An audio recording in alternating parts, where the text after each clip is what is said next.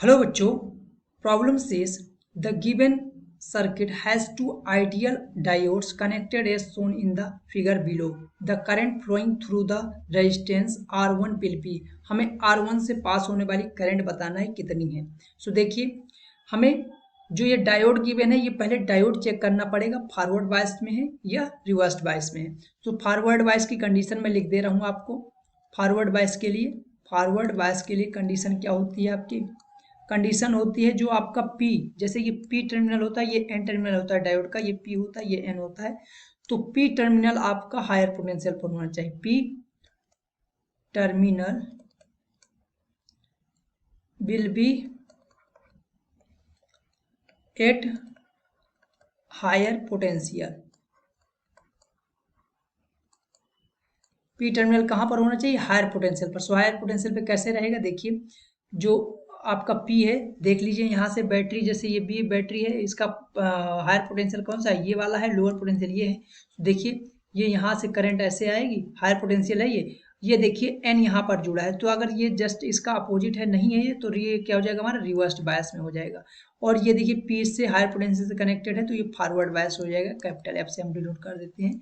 और एक चीज आपको मालूम होगा क्या, कि ये फॉरवर्ड बायस के लिए क्या होती है? करंट यहाँ से फ्लो कर जाती है। रिवर्स बायस में क्या होती है? करंट नहीं फ्लो करती। यहाँ पर I इक्वल टू जीरो होगा। क्यों होगा I इक्वल टू जीरो?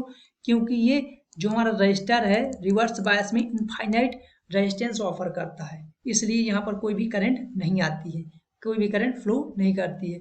और जो ये होता है हमारा, ये ऐसे करंट इसमें से आ जाएगी, यहाँ से करंट जो आ रही है ऐसे इसके थ्रू पास होती हुई यहाँ से ऐसे अपने बैटरी में चली जाएगी, यहाँ से निकल के। आई करंट मान लेते हैं। सो आई ऐसे फ्लो कर जाएगी। अब इसकी आई की वैल्यू हमें बताना है कि क्या होगी। सो देखिए, इसके आई की वैल्यू निकालने से पहले हमें आर दो गिवन है, एक R1 है, ये एक R3 ये है। सो इनका आर इक्विवेलेंट निकालना पड़ेगा। So R equivalent for series, R equivalent for series, series के लिए आर इक्विवेलेंट क्या होगा आपका?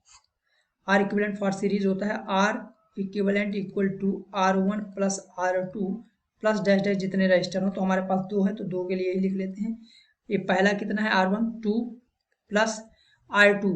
ये जनरल फार्मूला है, ये जनरल फार्मूला, ये ना समझिएगी कि R2 लिख रहे हैं, ठीक है।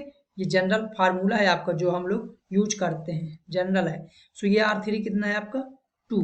सो यहाँ से आर इक्विवेलेंट कितना निकल आएगा हमारा? 4 ओम। आर इक्विवेलेंट हम लोगों ने 4 ओम निकाल लिया। अब हमें निकालना क्या है? ये आर इक्विवेलेंट निकाला है। अब हमें करंट चाहिए, तो यहाँ पर V बराबर IR ओम्स लॉ अप्लाई कर लेते हैं। ओम्स लॉ क्या होता है? ओम्स लॉ, ओम्स लॉ होता है V equal to I R equivalent. V कितना है? 10 वोल्ट।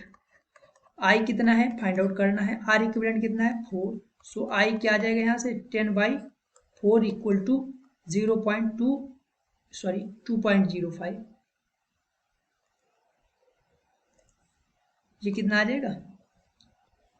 डिवाइड कर लेते हैं। डिवाइड करने में आ जाएगा आपका 2.5 एम्पियर। यही हमारा आंसर हो जाएगा, 2.5 एम्पियर। सो देख लीजिए कौन सा पार्ट हमारा करेक्ट हो रहा है यहाँ पर।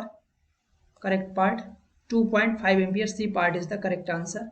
सो देखिए, मैं एक बार इसे समराइज कर देता हूँ। समराइज करने में क्या, डायोड को आपको चेक करना पड़ेगा पहले, सबसे पहले कि डायोड क्या है, फॉरवर्ड वाइज है या रिवर्स वाइज है।